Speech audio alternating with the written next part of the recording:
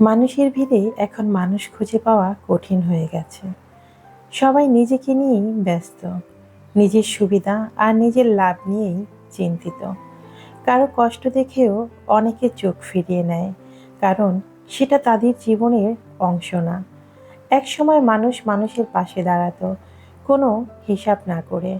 এখন পাশে দাঁড়ানোর আগে মানুষ ভাবে, এতে আমার কি লাভ? এই এক প্রশ্নই যেন সব সম্পর্কের জায়গাটা বদলে দিয়েছে। আমরা মুখে অনেক বড় বড় কথা বলি, সহানুভূতি, ভালোবাসা, দায়িত্ব, কিন্তু বাস্তবে যখন কারো সত্যিকারের দরকার হয় তখন খুব কম মানুষই এগিয়ে আসে। আমি মাঝে মাঝে ভাবি, সমস্যাটা আসলে কোথায়? সময়ের দোষ, নাকি আমাদের ভেতরের পরিবর্তন? আমরা কি সত্যিই বদলে গেছি, নাকি শুধু নিজের মতো করে বাঁচতে গিয়ে অন্যদের ভুলে গেছি?